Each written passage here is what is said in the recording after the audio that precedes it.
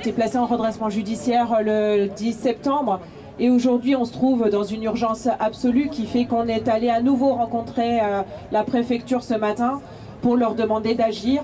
Il est impossible de laisser tomber Vancorex parce que c'est un des premiers dominos de la chaîne qui va tomber derrière. L'activité de Vancorex impacte un grand nombre d'entreprises derrière. On les a dénombrées de manière très proche au nombre de 18.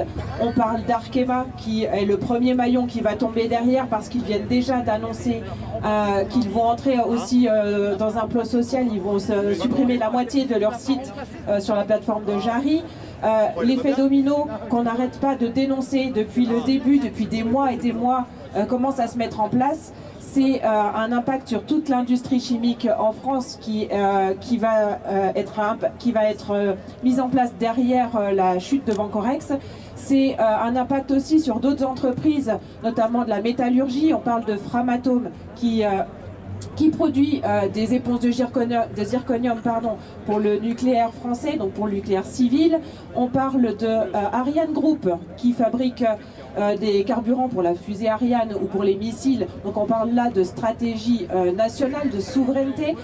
Aujourd'hui, Arkema prévoit de s'approvisionner en sel à l'étranger, alors qu'on a une mine de sel, Vancorex, qui est ici, qui est reliée à la plateforme de Pont-de-Claix par un Somoduc, qui du coup amène du sel à Pont-de-Claix de manière, sans bilan carbone, puisqu'il n'y a pas de transport. Aujourd'hui, on est en train de complètement tout faire tomber parce qu'il n'y a pas de décision au niveau de l'État. On en appelle à la nationalisation de l'entreprise parce que c'est la seule solution de sauver à la fois Vancorex, tous ses emplois et toute la filière derrière.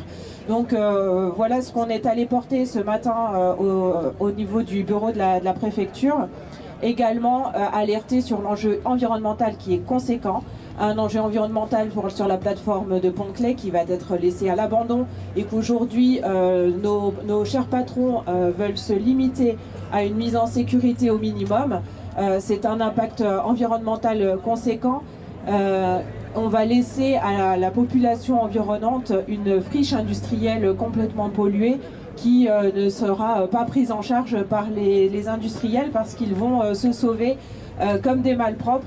Ils vont fermer la porte et ça restera en l'état.